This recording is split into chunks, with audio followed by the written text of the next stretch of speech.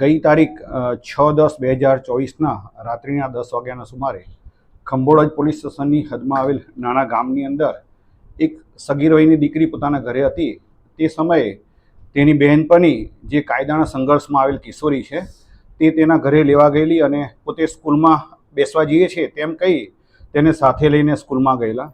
આ બંને બહેનપણી સ્કૂલની અંદર બેઠા હતા. તે દરમિયાન આજે કાયદાના સંઘર્ષમાં આવેલ કિશોરી છે તેના ભાઈ મુકેશ ભીમસિંહ પઢિયાર અને એનો મિત્ર સંજય સુરેશભાઈ ચૌહાણ ત્યાં આગળ આવેલા અને તેમણે પણ વાતચીત ચાલુ કરેલી. એ દરમિયાન સંજય સુરેશભાઈ ચૌહાણે પોતાની પાસે પાણીની બોટલ લઈને આવેલો હતો. તે પાણી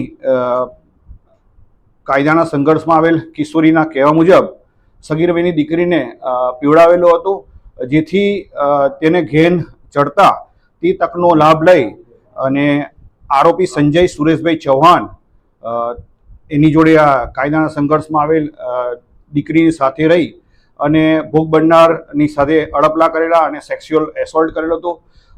દીકરીએ પ્રતિકાર કરેલો હતો અને તેને બચકું પણ આરોપી સંજય સુરેશભાઈ ચૌહાણે બચકું પણ ભરેલું હતું અને આજુબાજુના લોકોને બૂમાબૂમ કરતા આજુબાજુના લોકો ભેગા થઈ જતા આ આરોપીઓ ત્યાંથી નાસી છૂટેલા હતા.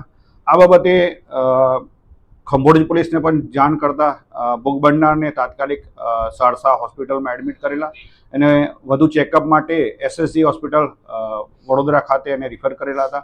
આ બાબતે ભોગ બનનારે ફરિયાદ આપતા સેક્સ્યુઅલ એસોલ્ટ પોક્સો એક્ટની વિવિધ કલમો હેઠળનો ગુનો રજીસ્ટર કરવામાં આવેલો છે. સદર ગુનાની ગંભીરતા સમજી ઇન્ચાર્જ પોલીસ અધિક્ષક SP કુંપાવતે સદર ગુનાની તપાસ CPI દેસાઈને સોંપેલી છે. આ ગુનાના કામે ઇન્ટ્રોગેશન કરી અને પુરાવા મેળવી અને આ ગુનામાં સંડોવાયેલ એક કાયદાના સંઘર્ષમાં આવેલ કિશોરી અને બે આરોપી મુકેશભાઈ ભીમસિંહ પઢિયાર અને સંજયભાઈ સુરેશભાઈ ચૌહાણને ડિટેન કરવામાં આવેલા છે. હાલમાં ભોગ બનનારનું મેડિકલ ચાલુ છે અને આરોપીઓનું ઇન્ટ્રોગેશન કરી અને તેને અટક કરવાની તજવીજ હાથ ધરી છે. સાહેબ, જે રીતના નશીલો પદાર્થ પીવડાવવામાં આવ્યો હતો, ક્યાંથી આવ્યો હતો તે દિશામાં તપાસ થઈ? આ બાબતે આરોપી અત્યારે હાલમાં જ એમને ડિટેન કરેલા છે.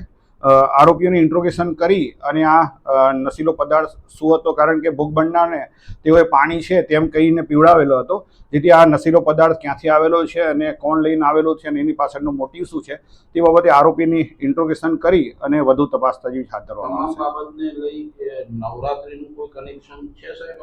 ના, આ બાબતે કોઈ નવરાત્રીનું કોઈ કનેક્શન નથી, કારણ કે બધા જ એકબીજાના પરિચિત છે અને એકબીજાના ઓળખીતા પણ છે અને કોઈ નવરાત્રીને લગતું કોઈ એંગલ નથી.